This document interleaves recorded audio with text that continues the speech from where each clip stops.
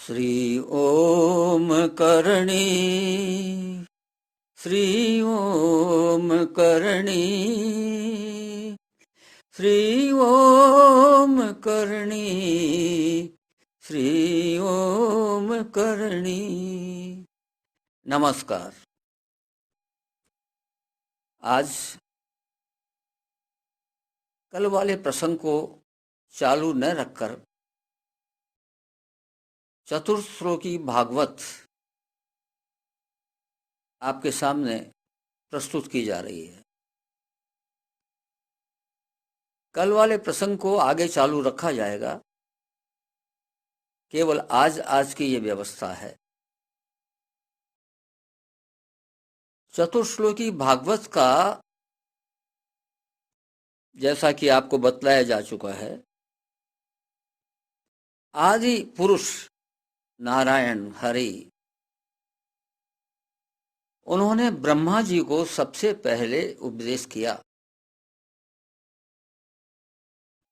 ब्रह्मा जी ने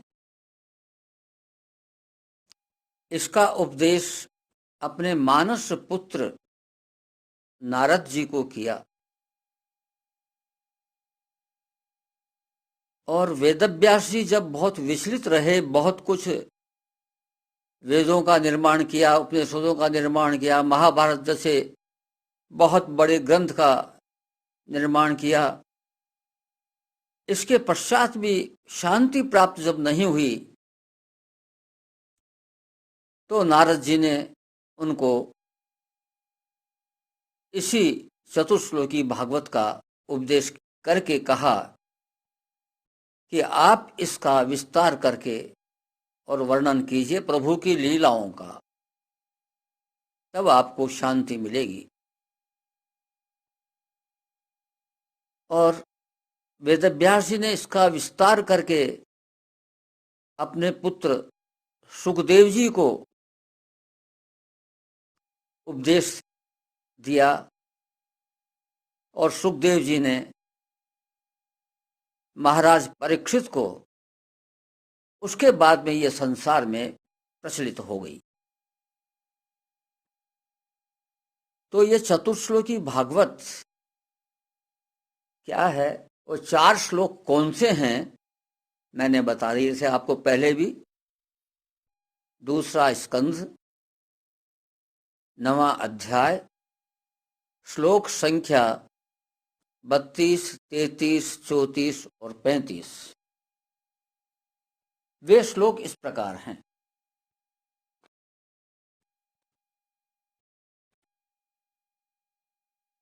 अहमेवा समेवाग्रे ज्ञानदयत सदसत परम पश्चादहम यदे तच्च यो वशिष्येत सोऽस्म्यहम् ऋतेर्थ यत प्रतीयेत न प्रतीयेत चात्मनि तद्विद्यादात्मनो मायां यथा भासो यथा तमः यथा महान्ति भूतानि भूतेषुच्चावचेष्वनु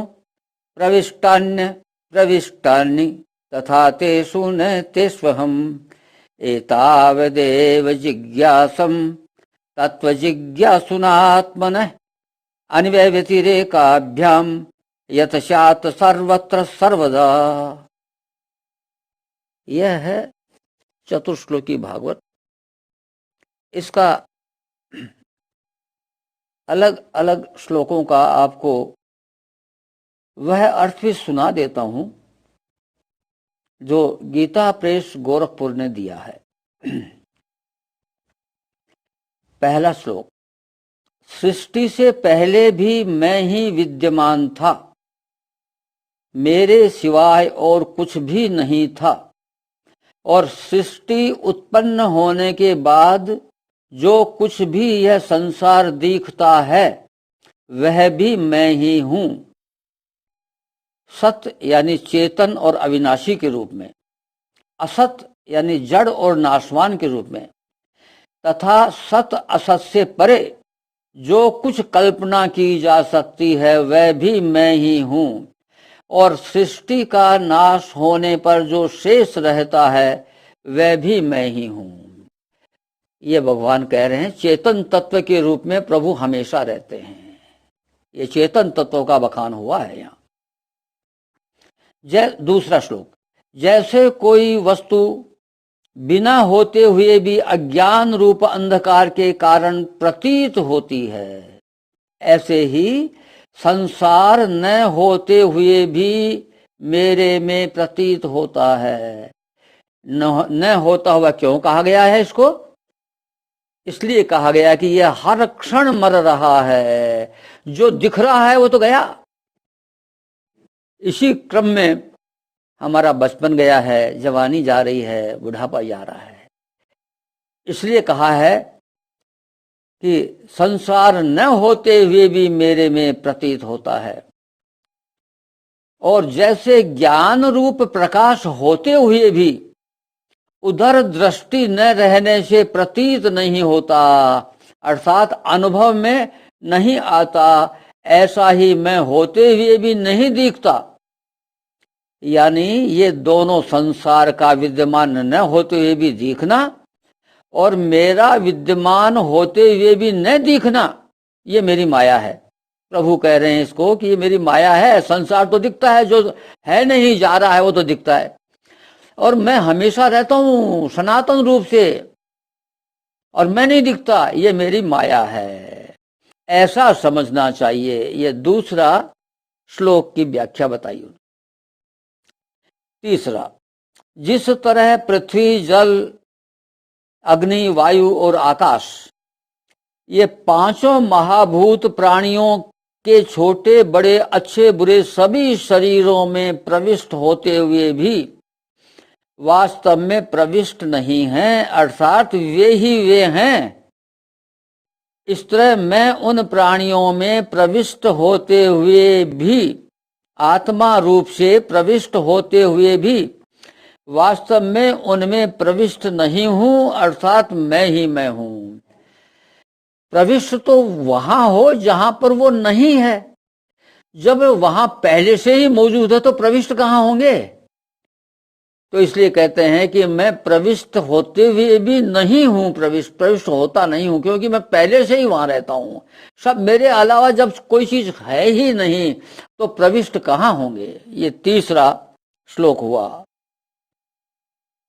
चौथा, मुझ परमात्मा के तत्व को जानने की इच्छा वाले साधक को अन्वय और व्यतिरेक रीति से, अर्थात संसार में मैं हूं और मेरे में संसार है, ऐसे अन्वय रीति से, तथा न संसार में मैं हूं और न मेरे में संसार है, प्रत्युत मैं ही मैं हूं, ऐसा व्यतिरेक रीति से इतना ही जानना आवश्यक है कि सब जगह और सब समय मैं परमात्मा ही विद्यमान हूं, अर्थात मेरे सिवाय कुछ भी नहीं है।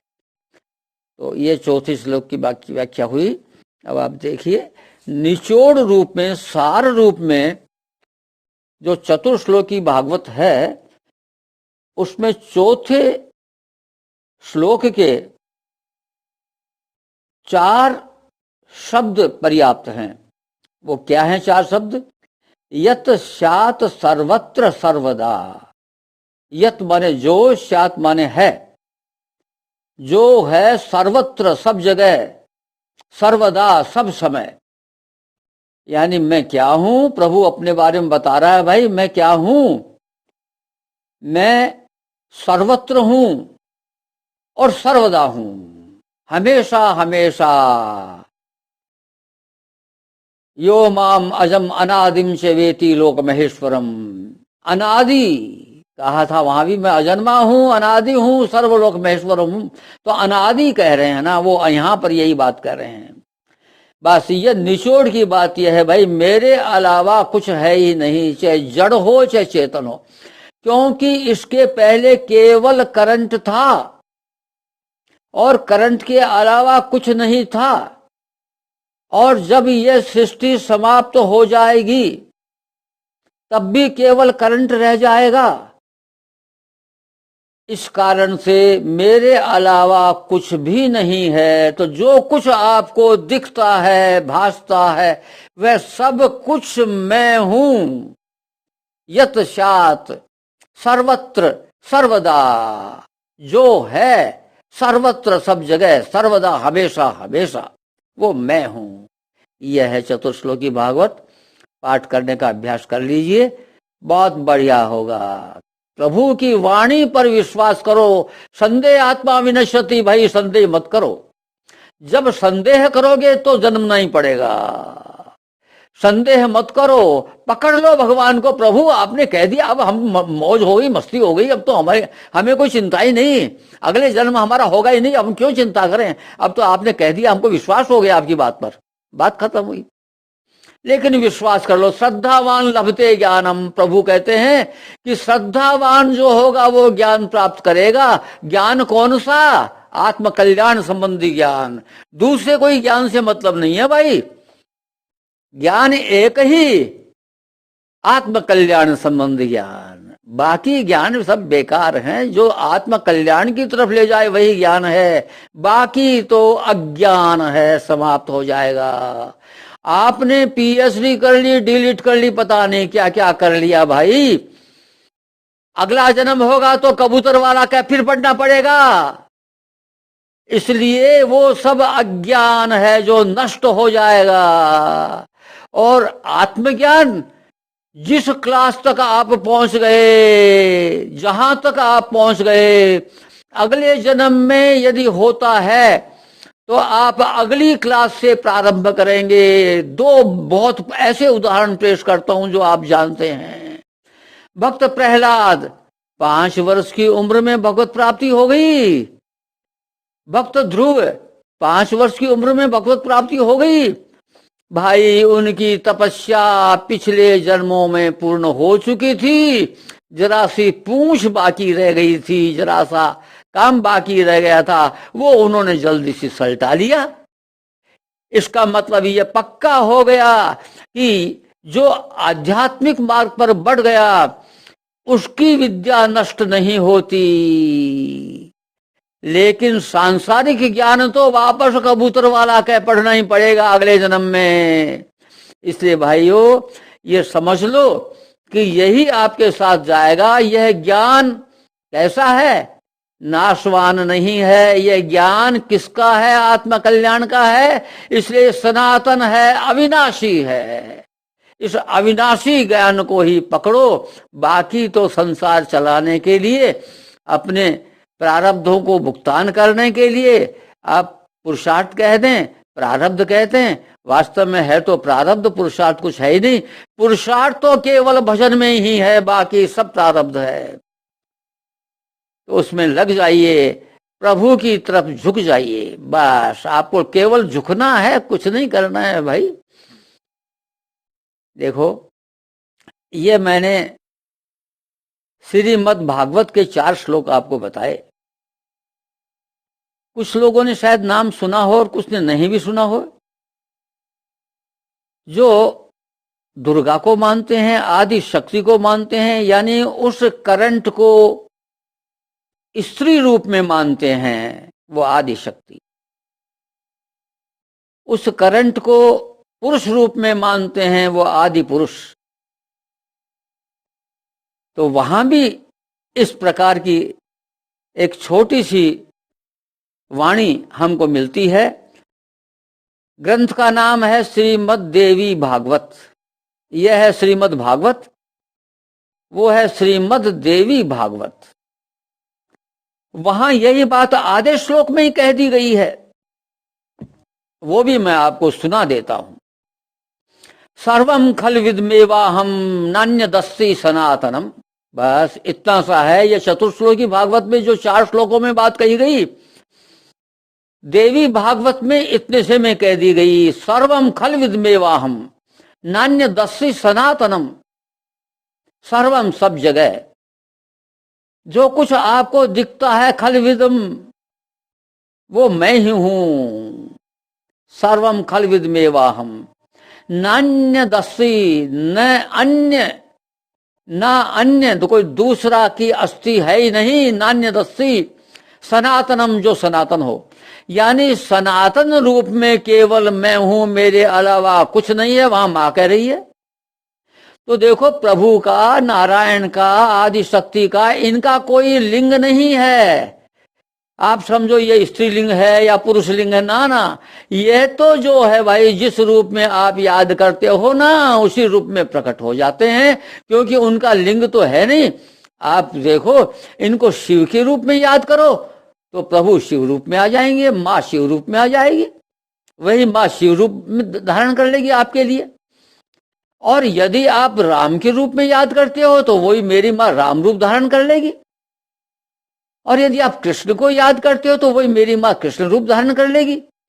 और यदि आप आदि पुरुष को मानते हो भाई, कोई बात नहीं, मैं करणी माँ को मानता हूं तो वो आदि पुरुष जो आपका राम है वो मेरे लिए करणी माँ के रूप में सामने आ जाएगा।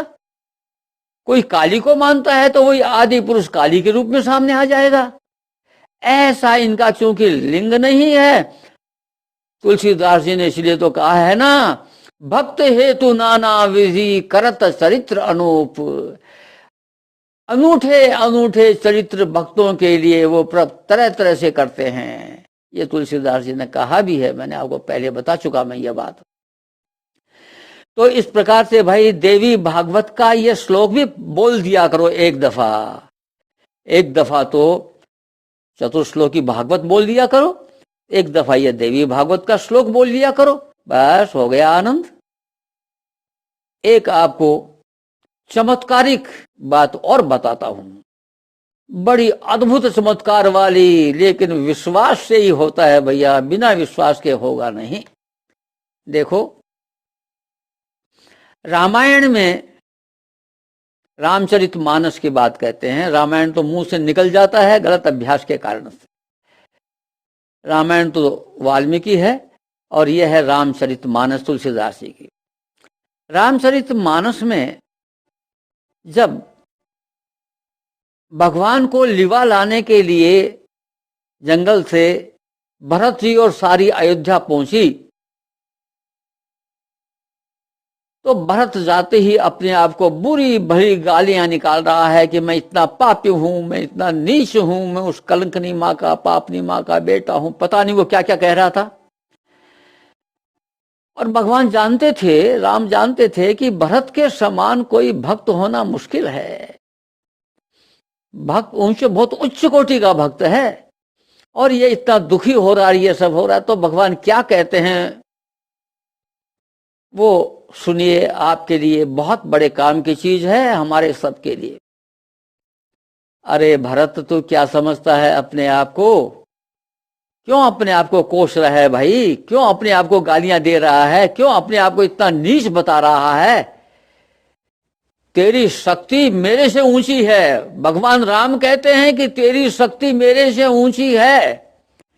क्या कहते हैं, बोलते हैं मिट है पाप प्रपंच सब, अखिल अमंगल भार, लोक सुजसु परलोक सुख, सुमिरत नाम तुम्हार। अरे भरत, तेरा नाम सुमिरते ही मिट है पाप प्रपंच सब, सारे पापों का प्रपंच नष्ट हो जाएगा। सारे पापों का मतलब इस जन्म के नहीं, इस जीव के जन्म जन्मांतर के जो ढेर लगा हुआ है वो सारे नष्ट हो जाएंगे।